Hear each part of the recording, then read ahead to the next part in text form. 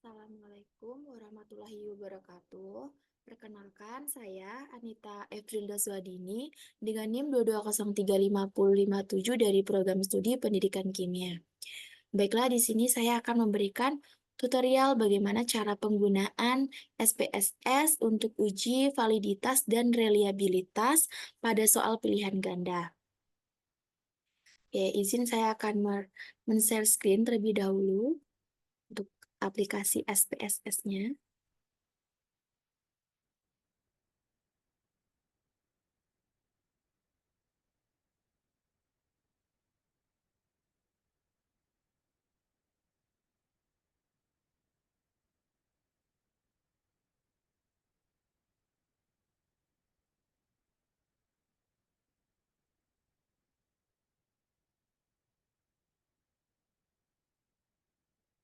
Dapat terlihat di halaman pertama itu ada data view dan variable view. Nah, untuk uji validitas dan reliabilitas soal pilihan ganda ini, kita harus buat terlebih dahulu analisis butir soal pada Excel. Nanti analisis butir soal itu kita pindahkan ke data view. Nah, untuk variable view ini, kita isi terlebih dahulu. Soalnya itu pilihan ganda, saya itu ada 10 soal. Jadi kita tulis terlebih dahulu strip 1. Kenapa strip? Karena di sini tidak bisa spasi, jadi bisanya strip. Jadi saya buat strip saja. Saya akan buat soal sampai ke 10 terlebih dahulu.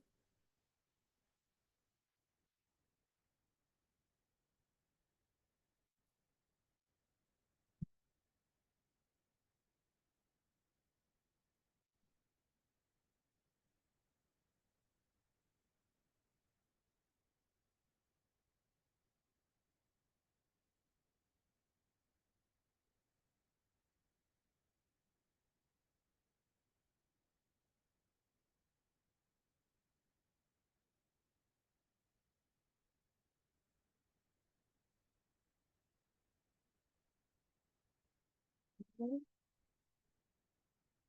10. Lalu kita beri totalnya. Total. Oke, kita lihat di data view.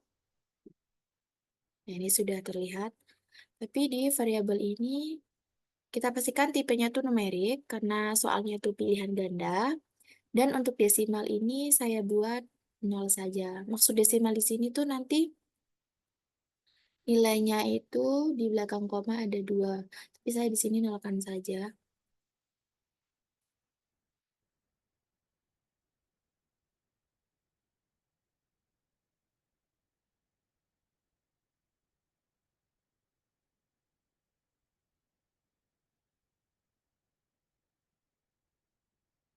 Oke, jika sudah, kita kembali ke data view tadi.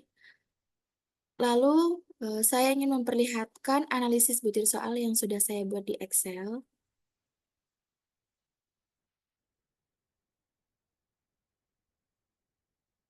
Oke.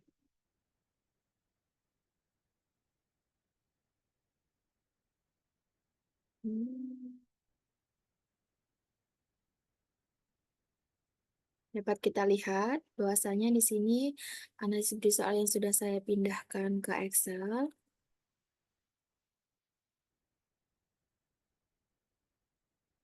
Nah, di sini kita copy dari siswa saat pertama sampai ke 20. Kita copy, kita pindahkan ke data view pada SPSS tadi.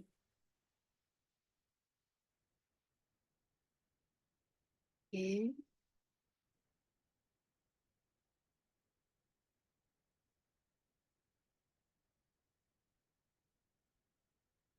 Dan dapat kita lihat di sini, kita copy paste. Nah, sini hasilnya. Kita lakukan yang pertama itu uji validitas dulu. Nah, untuk melakukan uji validitas ini, setelah kita mengcopy, kita klik Analyze, lalu klik Correlate, dan klik Beaverite. Oke, seperti ini tampilannya yang akan muncul. Kita pindahkan ke bagian kanan, ke Variables. Ctrl A saja, kita klik pindahkan ke bagian kanan. Setelah itu, kita pastikan correlation itu percent, terus total, dan checklist. Lalu kita okekan. Oke,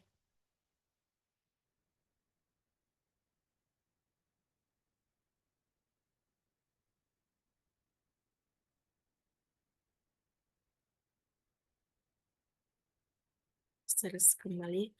Nah, ini adalah tampilan output dari correlation uji validitas tadi. Lalu kita lakukan untuk menyatakan bahwa soal itu valid atau tidaknya, kita buat dulu di Word. Kita lakukan interpretasi data. Oke. Untuk melakukan interpretasi data, kita lakukan di Word, itu kita salin saja yang bagian totalnya. Bagian totalnya itu adalah percent correlation dan dan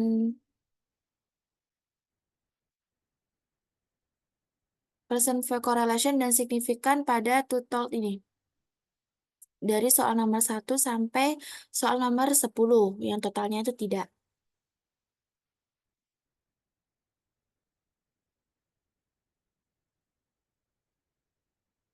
Oke. Seperti ini, contohnya yang sudah saya salin ke Word. Nah, seperti ini. Di sini kita buat tadi nomor soalnya itu ada sampai 10, percent correlation, nilai signifikan, kesimpulan, dan interpretasi. Nah, kita lakukan dulu nilai signifikan tadi. Kita salin terlebih dahulu nilai signifikan dari soal nomor 1 sampai soal nomor 10.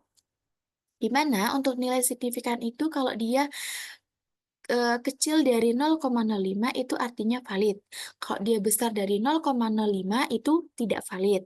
Nah, kesimpulannya, dari data tersebut, itu yang valid ada 7, dan yang tidak valid itu ada 3. Itu untuk nilai signifikan. Nah, untuk percent correlation, itu kita untuk menentukan interpretasi datanya.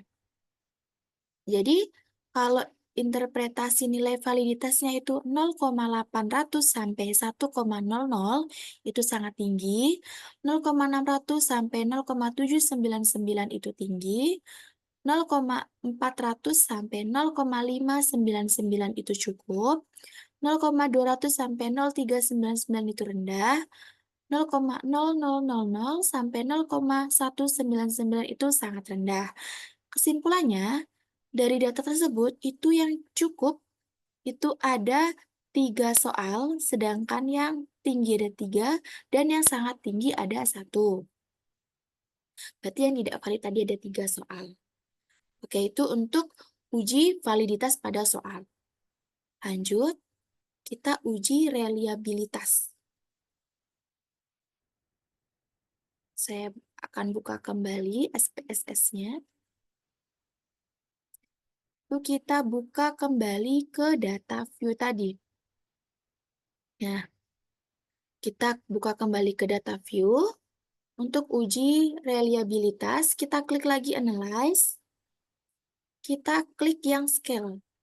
Lalu kita pilih Reliability Analyze. Nah, muncul lagi seperti yang tadi. Kita Ctrl A, kita pindahkan ke bagian kanan. Lalu pastikan modelnya itu alpha, dan kita okekan. Oke, sebentar. Tidak nampak ini. Saya akan share screen yang outputnya karena tidak terlihat kalau tidak di-share screen lagi. Nah, ini adalah bagian output dari uji reliabilitas. Di sini kita lihat nih bagian yang paling bawah itu ada case processing, summary, dan reliability statistik. Kita lihat di reliability statistik. Nah, di mana itu pada cronbach alpha-nya itu nilainya 0,736. Nah, nilainya itu 0,736. Di mana pada 0,76 0,736 ini sesuai yang dikemukakan oleh Hele and Twichors, yaitu sebesar 0,70, atau dengan kata lain nilai reliabilitas hitung lebih kecil dari 0,70 itu artinya tidak reliable. Nah, berarti kalau dia besar dari 0,70 itu artinya reliable. Nah, kalau kita lihat di sini itu nilainya 0,736. Berarti dia besar dari 0,70. Artinya data tersebut adalah reliable. Di mana reliable itu artinya data itu dapat digunakan atau layak untuk digunakan. Nah, itu untuk uji reliabilitas dan validitas pada soal pilihan ganda. Oke, sekian tutorial dari saya. Apabila dapat ada kesalahan saya mohon maaf. Saya akhiri, wabillahi taufik wal hidayah. Wassalamualaikum warahmatullahi wabarakatuh.